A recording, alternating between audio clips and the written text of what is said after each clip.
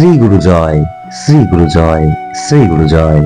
উপস্থিত হয়ে গেছে আপনাদের সামনে একটি অসাধারণ লীলা কাহিনী নিয়ে। আজকের আমরা জানব স্বয়ং চৈতন্য মহাপ্রভুই হচ্ছেন শ্রীকৃষ্ণ এবং শ্রী শ্রীমৎ দুর্গা প্রসন্ন পরমহংস দেবী হচ্ছেন স্বয়ং চৈতন্য মহাপ্রভু। কিভাবে জানা গেল, কি তার প্রমাণ?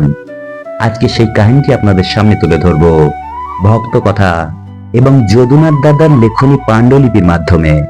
যারা এই ধরনের অজানা লীলা কাহিনী এবং অজানা তথ্য জানতে ইচ্ছুক এবং যারা এখনো পর্যন্ত শ্রী গুরু চরণেষু চ্যানেলটিকে সাবস্ক্রাইব করেননি, আপনারা অবশ্যই সাবস্ক্রাইব করবেন এবং একটা লাইক করে দেবেন। লাইক করলে অনেক উৎসাহ পাই। সঙ্গে যারা এই ধরনের কাহিনী জেনে সমৃদ্ধ হবেন তাদেরকে শেয়ার করে অবশ্যই তাদের মধ্যে ছড়িয়ে দেবেন। শ্রী গুরু জয়। শুরু করছি আজকের নিবেদন। শ্রীকৃষ্ণের কোনো বাসনাই অপূর্ণ রাখেননি রাধারানী। রাধার ভাবে উন্নীত কৃষ্ণ, রাধার ভাব তরঙ্গ যেমন দুকুল প্লাবিত হয়নি, শ্রীকৃষ্ণ কিন্তু ভাবের জোয়ারে কুল ছাপিয়ে ভাসিয়ে দিয়েছেন 10 দিক। ভক্তের ভগবান, ভগবানের ভক্ত, ভক্ত ভগবানের অধীন, উভয়েরই প্রকাশশীল। অনুকূল পরিবেশে প্রকাশিত হন ভক্ত ভগবান নিত্য আলিঙ্গিত।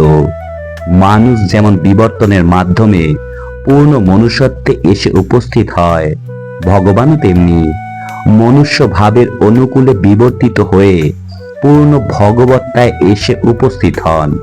মানুষের ভগবত চিন্তাধারার পথ ধরে ভগবানের অবতরণ নিয়ন্ত্রিত হয়। দেহটি মানুষের থাকলেও মানুষ প্রথম উন্মেষে ছিল পশু ভাবাপন্ন। আচার ব্যবহার ছিল পশুর মতো। পরে বিবর্তন বাদে তারা মনুষ্যত্বের দিকে এগোতে থাকে। শেষ পর্যন্ত পশুত্ব থেকে শুরু করে পূর্ণ ভগবত্তায় এসে উপস্থিত হয়। ঐশ্বর্যকে দমিত করে মাধুর্য গণ বিগ্রহ প্রকাশ করে পশুত্বে যা ছিল আবৃত, গৌরাঙ্গে এসে তাই হলো বিকশিত। এইভাবে হয় ভগবত তনুর ক্রম বিকাশ। একদা শ্রীধাম বৃন্দাবনের নিধুবনে এক রাতে শ্রী শ্রী রাধা শ্রীকৃষ্ণ নিদ্রামগ্ন আছেন, সঙ্গে চারিদিকে নিদ্রামগ্ন সকল সখীবৃন্দ। শেষ রাতে শ্রীমতী রাধারানী স্বপ্ন দেখে কেঁদে উঠলেন। শ্রীমতীর কান্না শুনে শ্রীকৃষ্ণ জেগে উঠে জিজ্ঞাসা করলেন, শ্রীমতী, তুমি কাঁদো কেন? উত্তরে শ্রীমতী বললেন, প্রভু, আমি এক অপূর্ব স্বপ্ন দেখিয়া ভীত হইয়াছি। শ্রীকৃষ্ণ মৃদু হেসে বললেন, প্রিয়ে, তুমি কি স্বপ্ন দেখিয়া ভীত হইয়াছ? শ্রীমতী রাধারানী বললেন, স্বপ্নে দেখিলাম গৌরবর্ণ এক অপূর্ব যুবক, তাহার রূপের আলোয় চতুর্দিক আলোকিত হইয়াছে। দেহখানি প্রেমে গড়া, নয়নে অবিরল অশ্রুধারা, শ্রীঅঙ্গে পুলক, সর্বদা উন্মত্তের ন্যায় নৃত্য করে। কি অপূর্ব রূপ! অমন রূপ আর দেখি নাই। প্রভু, ইনি কে এবং কি জন্যেই বা আমাকে স্বপ্নে দর্শন দিলেন? এই কথা বলতে বলতে শ্রীমতী রাধারানী শয্যায় মূর্ছা গেলেন। তখন আবার ভগবান শ্রীকৃষ্ণ শ্রীমতী রাধারানীর চোখের জল মুছিয়ে তাকে চেতন করে বললেন, প্রিয়ে, তুমি যে স্বপ্ন দেখিয়াছ তাহা সত্য হইবে। ওই যে গৌরবর্ণ সুন্দর যুবকটিকে দেখিয়াছ, আমি একদিন ওই রূপ ধারণ করিব। শ্রী বৃন্দাবন ধামে আমি বহু লীলা করিলাম। সখ্য প্রেম, বাৎসল্য প্রেম এবং মধুর প্রেমলীলায় এখানে তরুলতা, জীবজন্তু, এমনকি প্রত্যেকটি ধূলিকণাও প্রেম পূর্ণ হইয়াছে। কিন্তু আমার মনের 3টি অভিলাষ পূর্ণ হইল না। উহা পূর্ণ করিবার জন্য আমাকে পুনরায় গৌর বর্ণ ধারণ করিয়া পৃথিবীতে অবতীর্ণ হইতে হইবে।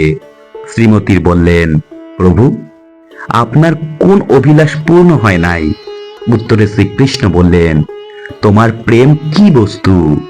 উহার মাধুর্য কি রূপ? ওই প্রেম লাভ করিয়া তুমি কি রূপ সুখে আছো? এই 3টি জানবার বাসনা আমার এই কৃষ্ণ অবতারে পূর্ণ হয় নাই। তোমার মতো রূপ ও দেহ ধারণ করিতে না পারিলে এই 3টি বস্তুর স্বাদ গ্রহণ করা সম্ভব নয়। সুতরাং আমি তোমার দেহকান্তি, তোমার রূপ ধারণ করিয়া তোমার ওই প্রেমকে গুরু রূপে বরণ করিব এবং তোমার স্বপ্নের ওই যুবক রূপে নদিয়ায় আবির্ভূত হইব।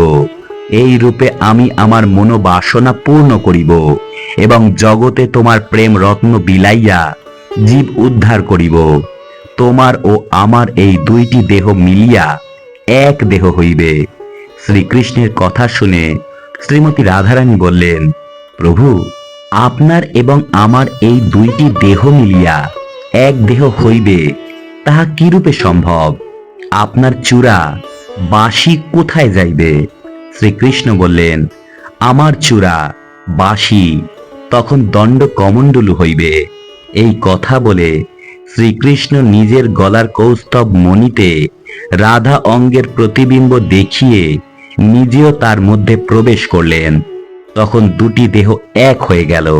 এইভাবে শ্রী শ্রী রাধা কৃষ্ণ এক দেহ হয়ে ভগবান শ্রী গৌরাঙ্গ রূপে দোল পূর্ণিমার নিশীথে নবদ্বীপে আবির্ভূত হলেন। শ্রী শ্রী ঠাকুর দুর্গাপ্রসন্ন পরমহংসদেব নবদ্বীপ পৌঁছিয়াই রোদন করিতে লাগিলেন। কারণ স্বরূপ শ্রী শ্রী ঠাকুরের শ্রীমুখে প্রকাশ যে তাহার পূর্বজন্মের সকল স্মৃতি মনে আসিল। কারণ নবদ্বীপ আমার পূর্বজন্মের লীলাভূমি। সেই লীলাভূমিতে পৌঁছিয়া তাহার চোখের জল বাঁধ মানিল না। কিছুক্ষণ কাঁদিয়া চোখ মুছিলেন। উল্লিখিত দুটি সৃষ্টির রহস্যের মাধ্যমে শ্রী শ্রী রাধা কৃষ্ণের শ্রী গৌরাঙ্গ অবতার রূপে আবির্ভাব এবং জীব উদ্ধার লীলা সম্পন্ন এবং গৌরাঙ্গ মহাপ্রভুর অসমাপ্ত কার্য সুসম্পন্ন করিবার জন্যই দ্বিতীয় গৌর সুন্দর রূপ সদ্গুরু ভগবান শ্রী শ্রীমৎ দুর্গাপ্রসন্ন পরমহংসদেবের আবির্ভাব আমাদের অবিশ্বাসী মনকে অনেকটাই শান্ত করে। তাই তো 1374 বঙ্গাব্দের 10ই কার্তিক শ্রী শ্রী গিরিধারী আশ্রমের অপরাহ্নে তিনি ব্যক্ত করলেন, কৃষ্ণ ভজনা সহজ নয়, তোমরা কৃষ্ণকে ভজনা করতে পারবে না। তাই শ্রীকৃষ্ণ গুরুরূপ ধারণ করে তোমাদের কাছে এসেছেন। গুরুকে তুষ্ট করতে পারলেই শ্রীকৃষ্ণকে তুষ্ট করতে পারা যায়। অর্থাৎ তিনি যে দাপরে শ্রীকৃষ্ণ ছিলেন তাহাও এই বাণীর দ্বারাই প্রমাণিত হলো। তাই তো শ্রী শ্রী ঠাকুর বললেন, শ্রীগুরুর সঙ্গের সেবক দিকের কর্তব্য অতি কঠিন। সকলকে সেই কঠিন কর্তব্য সম্পাদন করিতে হইবে। তোমরা সেই সংকল্প গ্রহণ করো। তোমাদের পথ যতই দুর্গম হোক, তোমাদের কর্তব্য যতই কঠিন হোক, তোমাদের ব্রত যতই দুষ্কর হোক, তাহাতে তোমরা ভীত হইও না। দৃঢ় সংকল্প নিয়া অগ্রসর হও। তোমাদের কোনো ভয় নাই, কোনো বিপদ নাই, কোনো দুঃখ নাই। গুরুদেব তোমাদের সঙ্গে সঙ্গেই আছেন। মনে রেখো, যে দেশে জন্মেছ সে দেশে পুণ্য না করলে জন্ম হয় না। কত মহাপুরুষ এ দেশে জন্মেছেন, এসেছেন, তাদের জ্ঞানের ভান্ডার তোমাদের জন্যই রয়েছে। তার মূল্য দিচ্ছ কোথায়? তোমরা নিজেরা সৎ এবং স্বাভাবিক সত্তাকে হারিয়ে মরীচিকার পেছনে ছুটছ। পার্থিব সুখী মানব জীবনের চরম লক্ষ্য নহে। দুঃখাতীত যে সুখ, অর্থাৎ যে সুখ শাশ্বত, তাহা লাভ করাই জীবনের উদ্দেশ্য। একটি প্রাণীরও যদি উপকার করিতে না পারো, তবে মানুষ জীবনই বৃথা। কোনো জীবেরই উপকার ভিন্ন অপকার করবে না। শ্রী গুরু জয়, শ্রী গুরু জয়, শ্রী গুরু জয়। আজকে এইটুকুই। পরের দিন আবার উপস্থিত হয়ে যাব নতুন কোনো অজানা তথ্য বা অজানা লীলা কাহিনীর সঙ্গে। ততক্ষণ কিন্তু শ্রী গুরু চরণীশু চ্যানেলটিকে সাবস্ক্রাইব করতে ভুলবেন না এবং যারা যারা এই ধরনের কাহিনী জেনে সমৃদ্ধ হবেন তাদের মধ্যে শেয়ার করে ছড়িয়ে দিতে ভুলবেন না। ততক্ষণ সকলে অনেক ভালো থাকবেন, সুস্থ থাকবেন। দেখা হচ্ছে পরের দিন। শ্রী গুরু জয়। নমস্কার সবাইকে।